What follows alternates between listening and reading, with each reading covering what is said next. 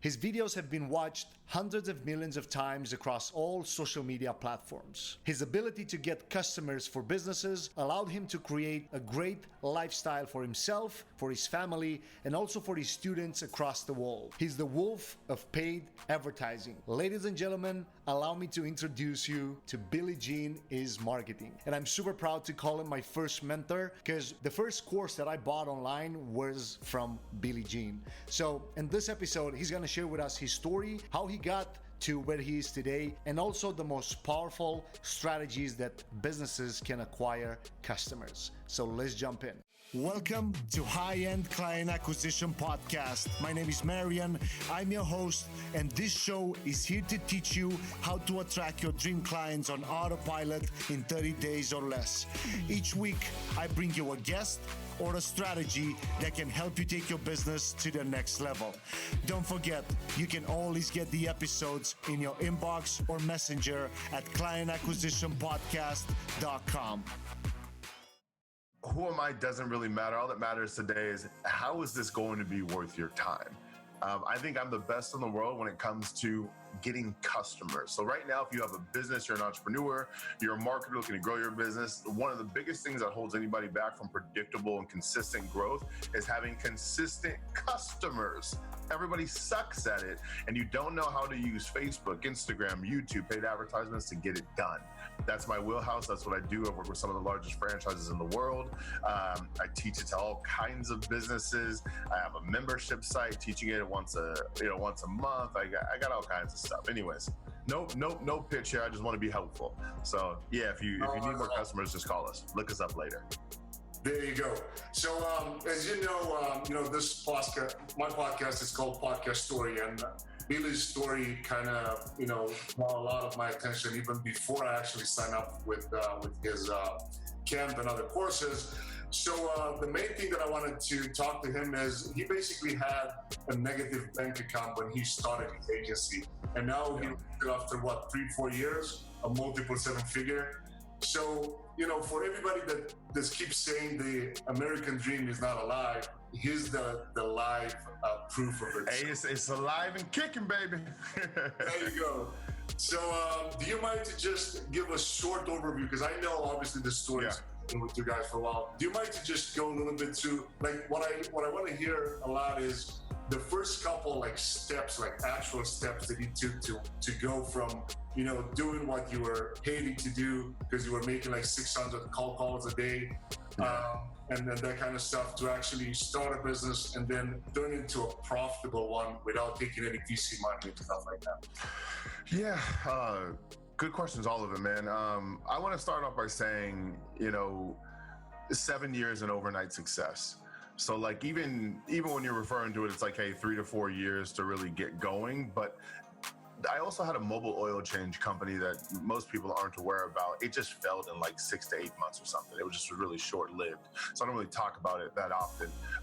There was also a year of time where I attended the University of San Diego. I didn't graduate from there. The reason why I had negative money in my account is because my parents stopped speaking to me when I didn't graduate. I just needed to finish my last class and I didn't. So they were upset with me. And as a result of that, I was relying on them financially at the time. And they basically cut me off. So then I started to go into debt, and I had really good credit, and my credit was crushed. My credit was actually really bad for about 7 years, man. I just ended up repairing it this last couple of years, and that has been work. So quick note, if you don't give a fuck about your credit, you're an idiot. Don't be stupid. I mean, it stopped me from renting places and living places where I want to live. But anyways, without boring you guys with the details of the story, the one thing I want to point out is my story is not unique. And what I mean by this is every entrepreneur goes through the same shit. You were broke, you were discouraged, you didn't think you could make it, you had to overcome obstacles, boom, you're a success. I think the power in your story is that you use it as something to motivate you as opposed to something that holds you back. I see a lot of people look at their story and they say it's the reason why I couldn't succeed. But that just wasn't me. And so anyways, I had the mobile oil change company right out of college that failed. I tried to figure out new business ideas, and so I needed money in between. I would check in people at 24 Hour Fitness. And then I would, after I was done off of work at 24 Hour Fitness, I would drive down to the University of San Diego's computer room. There was this computer room in this one building that nobody ever used. And I would just go there and I would think of business ideas, like actively. I would just sit there for hours. I forgot about this, man. I would sit there for hours and hours and hours and hours and hours and hours, just thinking of what to do next, because I knew I wanted to be an entrepreneur. Eventually, you know, with some money that I owed people, etc., I did end up needing to get a job. And so I got a 9-to-5 job making cold calls, trying to enroll people into a college throughout this journey. So those are kind of like highlights of the story. Again, I don't feel sorry about myself. I don't feel like anything. It was whatever. I was fucking living life. I was trying to make it happen. I struggled. I failed. I struck out. Whatever the fuck. We're here now, right? Like, I just don't want anybody to give power to your story, because the second you own yourself as a victim is the second you can't get over it and do what you need to do. That makes total sense, actually. And it's a good thing that you actually mentioned the fact that you should look at his story and then transform it into something positive and not use it as an excuse. Oh, I couldn't make it because this and that. And that's right. That's super powerful. What keeps you up at night at this point? Because I know a lot of times I still see you live at 11:30 p.m. your time, you know, stuff like that. So yeah, I think what keeps me alive right now is I feel constant paranoia and pressure of that it's all gonna go away. You know, when I was working at my mom's house and I was making $600 a month from the one client that I had, true story, to looking now when we have months like closer to $600,000, $700,000 a month.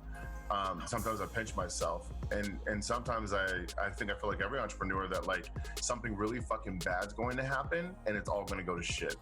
You know, we have this office down here in San Diego right now. There's 22 of us. I feel what keeps me up at night is I feel responsible for them a lot, you know? So I think the coolest thing about being a solopreneur is that it was always about me. And I was willing to be uncomfortable. I was willing to borrow money from friends. I was willing to be embarrassed, all those things. But then now it's different because my actions affect the lifestyle of the people who are investing into me, which work by working in this company. So the pressure has switched because one, it didn't matter, and now it matters because people are counting on me. Then also, what's changed is I have a girlfriend and I have my daughter, and they're also depending on me. So now we've gone in the last 2 years really big into education, trying to change the education system and teach like relevant shit and that's actually going to help entrepreneurs. And now there's a different layer of pressure that's like, oh shit, we have these people who invest into us and look up to us, got to deliver for them too. So that's been a mind fuck, man. You know, if I focus on those things, I feel pressure, and that keeps me up sometimes. So like if there's something bad, like I feel stress from that. But other times, you know, I try and switch that line of thinking and say, damn, how lucky am I to be in a position to help X, Y, and Z? And then I feel better. So a lot of it's just a fucking mind game, man, and how you receive something and how you react to it. A lot of it is. So I think a lot of it's constantly being in a mental exercise with myself, trying to become stronger and stay in positive alignment, stay in a state of gratitude. Got it. So if I would put everything and wrap it up into a bucket, would be responsibility, right? Because that's what. Yeah. Awesome. Exactly. Makes total sense. At this point, what like a typical day for you? You wake up at what? You go to bed at what time? Wow. Good question. Yeah, you know, a lot of people will come and, you know, they have this like perfect morning, right? They're like, I drink three scoops of my shake. I have a green juice at this time. And I wake up at 8 o'clock. I play with my kids for 22 minutes, not 25. Because that will measure, you know, they have this like routine, which is so, yeah, it's so simple. And I love it. And I admire it. And I think it's fantastic. Let me fucking be honest with you guys. That's not me. I wake up. For the last few months, I've been working with a trainer, getting back in shape. So we do that pretty religiously. I start my morning off almost every morning with a workout, and that's been good. I do feel better with that. After that, I'll give you the short. So I have 2 assistants. Once I'm done working out, I'll shower and I'll hang with my family for a little bit. I'll kiss my daughter and stuff. Then I go upstairs and I put one of my assistants on speaker. And what she does is she reports to me the number of sales that we had the day before and a whole bunch of other items that I need to know. And then also she'll have a series of questions for me that I need to knock out before the day starts. So my first part of my day starts with Ashley. As I work out, I shower, spend a little time with the family, I'm on the phone, and it's numbers. Okay, why are our sales this? What happened here? What are the emergencies? What do I need to prove? Yes to this, no to that, no to this, no to this, no to this. After I talk with Ashley and focus on the money side of the company, then I usually talk with Taylor, which is like my personal assistant for my day-to-day, and I'll say, well, what's going on today? What's the schedule? And when I tell you, I literally don't know what I'm doing the next day most of the time. It's real. I'm like on a system. And so, hey, at this time, like today, for example, it was like, okay, you have this interview here, but we have the other TV interview here, so we had to do the TV thing before this, and then you have these meetings and these meetings. It's just a fucking lot, man. So I'm a huge believer in team and process. You gotta have process. So basically I wake up, I figure out what my day is, I execute throughout the day on that, and then at the end of the day I'll spend a couple more hours with the family, and then at night that's when I go into like entrepreneur mode of like, hold on a second, what's cool shit that we can do? What are the opportunities? I listen and learn. I watch a lot of YouTube videos. I listen to a lot of podcasts. I see what's going on in the market. I'll look at the stocks. I'll see what's trending. And then I try and always position our company ahead of the curve. You know, so our goal as a company is very simple, is when people think of marketing and if they want to learn marketing, they call us and they learn from us. Makes total sense. Awesome. Thanks for sharing all the details and the nitty-gritty. Yeah, and apologize if anyone's listening if it feels like I'm just throwing a lot of information at you guys right now. I'm trying to figure out what's going to be helpful, what's not, and so I'm just like, all right, well, yeah.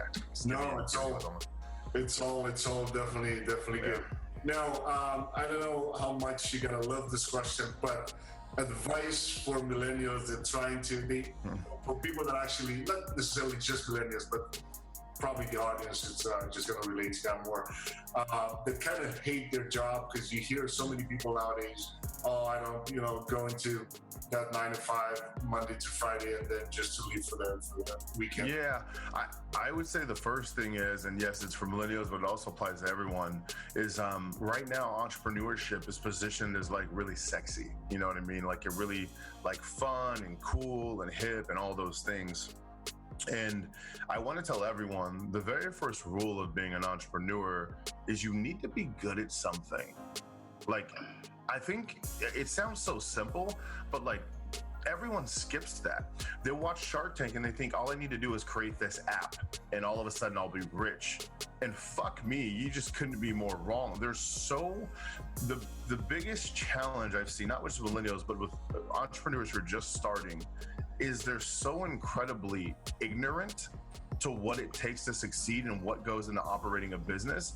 And they're so incredibly arrogant.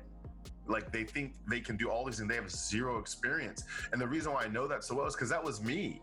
I used to think it was just as simple as doing X, Y, and Z and things were going to happen. And only through failing a bunch of times and going through some really embarrassing situations that I realized, like, holy shit. And as you become more successful, you realize the more you don't know. So like here we are on our way to 8 figures. And now I feel like I need coaching more than ever. So just 2 days ago, I hired a personal coach, a business coach, in regards to growth specifically. That's the other thing. When you guys are looking for coaches and mentors, and by the way, if you're not, you're already losing. But when you're looking, you need to pick mentors and coaches for their expertise. So the one we just hired, his specific talent is taking companies from 2 million to 100 million. He's done it multiple times with a bunch of companies. Like, that's the person I want to align with in regards to hiring, firing, strategic growth decisions, etc. That wouldn't be my sales coach if I wanted to get a sales training. You know what I mean? Like, that wouldn't be that. I'm sure you can give some good insight there, but that's not his thing, right? Just like me, like the coach that I am right now, my biggest strength is being able to create lead generation campaigns to help people's businesses grow. I really understand the mechanics because I just went through it of the $0 to $1 million. Like, that's my niche. That's what I'm focused on.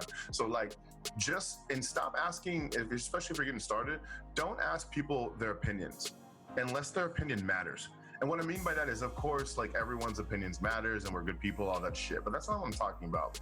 Is you have a business idea and there's something you want to execute and you ask your fucking 5 best friends, why? The fuck are you doing? Like wasting time? Like why? What? For what? For what? It's just irrelevant. So that's one thing I would tell them is you actually have to be great at something, and that takes practice. It takes years. It takes effort. It takes learning. It takes coaching, etc. You know, like all the highest paid industries in the world, like your doctors, attorneys, they go to school for 10 years, 8 years, 12 years. They do a residency. They study under people. But for some reason in business, everyone believes there's this shortcut, and like those things don't apply, but they apply even more so. So a lot of people miss the boat there. Got it. That's a super insight. Good thing actually that you mentioned about mentors, because that was my next question. Now people are just starting out, right? And then let's assume some of them decide that, okay, I need mentors, but I don't have money, for example, to hire a coach. What's the, not necessarily a shortcut, but what is the first step that they can do to actually reach out to one and then be, you know? Yeah. So if you're just getting started in your business and you're going from the $0 to $1 billion range, the best thing I can tell you is that 90% of your time needs to be completely dedicated to only creating opportunities and selling. Basically marketing and sales, right? Marketing is to attract people so that you can have the opportunity to sell. 90% of your day needs to be spent on those things if you want to grow, period. And then you say, well, how do I learn marketing? Dude, I mean, you can go to our YouTube channel for free, especially if you're balling on a budget right now, which is cool. Go to our YouTube. There's so many free resources out there, but you have to follow the right ones. You see? And then start investing slowly. Like, I didn't start paying, you know, $100,000 for a business coach until, you know, we got there. At first it was free shit, and then it was buying a $7 ebook, and then it was buying a $30 class, and then it was buying a $500 this, a $1,000 this. It just kept going. And that's the game, but you never stop investing. That's the other thing. I think for millennials, schools got everybody so fucked up because they position education as if it ends, as if you stop. You graduate and then, woo, I'm good, I'm hard. No, it's every day. You always have to be learning. You always have to stay sharp. So you're never going to stop learning. So if you don't enjoy that, you're probably fucked. Because things change all the time, and yeah, it's super cool that you actually mentioned that, because a lot of people, like you said, would just stop and say, okay, I paid $1,000 for this course and then I'm done. I can forget. No, that's just the beginning. Good job. You paid $1,000. Now you've started. You know, you get to the 5,000, 25,000. Yes, that's why, again, all the high professions that make money, they have to do continued tests, right? Doctors have to stay up with certain codes. Engineers, architects, they have to stay up with certain training. It doesn't stop. Not for true professionals, not for high earning professionals. Awesome. Cool. Last question, and we're done in here. Your mentors, can you name like 3 names? Yeah, so like right now it's shifted a little bit for me because as we've grown as a company and our brand has been out there more, it shifts a lot to a lot of peer mentors, right? Like a lot of the people who I'll converse with are people who are similar businesses, but they're great at different things than I am, right? So for example, like Cameron Harold, like that's who we just did for like growth. That's his thing, is he's taken small companies and made them large and been through the hiring and firing process there. So that's who I align with there. My good friend, Michael Cooch, him and his partner, Josh Clifford, they sold a company. They already exited successfully a company for a lot of money. So I can go there when I want to talk about those things. My buddy, Mario Brown, he's super financial savvy. He's very good at saving his money. He's very responsible. So if I want advice there. Another guy who's great at like traffic and conversions, my buddy Vince Reed. So he's my guy when I want to have a conversation there. When I want to have a conversation about doing the right thing or hard, I might talk to my mom. She's very by the book and strict. If I want to talk about sales, my dad's been selling for 30 years, one of the best salesmen I know. I'll talk to him. It's never one coach because everybody's good at different shit. And the second somebody tells you, I help with all of it, all you need is me, you got to run the other way. I mean, you've been rocking with me for a while. You never hear me talk about how I'm good at everything. I stay right in my wheelhouse, right? And just keep it there. Yeah, and I love the fact that the way that you pull like people from different directions, and you actually even brought, so just the fact that you mentioned your dad was selling for so many years and you can get advice from him. Your mom is so organized and you can take advice from her. Yeah. So it's like super important. Like a lot of times we may even miss like the people that we surround with, and we don't know, okay, we say, oh, I don't have money to hire a coach. Or you may have one. Exactly. Yep. That's a great point. That's a great point. And then also it works on the opposite side of that, right? So like my dad doesn't run a company with 22 employees, and he doesn't do that. So like I wouldn't talk to him about that in particular, but he has managed people for a long time. So I may ask him how he's dealt with employees in the past, right? So just like you would ask somebody a question for X reasons, are the same reason why you maybe shouldn't ask them other questions. And that's the discipline. That's how you make sure you're getting good advice, and not because everybody's got a fucking opinion. Fuck everybody's opinion. What have they done? What's their track record? And follow those people. Awesome. Cool. Thanks a lot for sharing all this with us. If people want to get in touch with you guys, not that they can just go and Google it, but what's like the one thing that you want to focus on? Yeah, I would say go to our fan page on Facebook. Make sure you get notifications for our fan page on Facebook. And we go live a lot. We'll do live streams around the office. I teach a lot, we have and then go to our YouTube channel, youtube.com/BillyGeniusMarketing. Just check our shit out. And if you need more customers, then buy our shit. You know what I mean? But I'll let you, I think you see our videos, they'll speak for themselves, and you'll upsell yourself. So just check our stuff out for free. I think it'll really give you some good insight.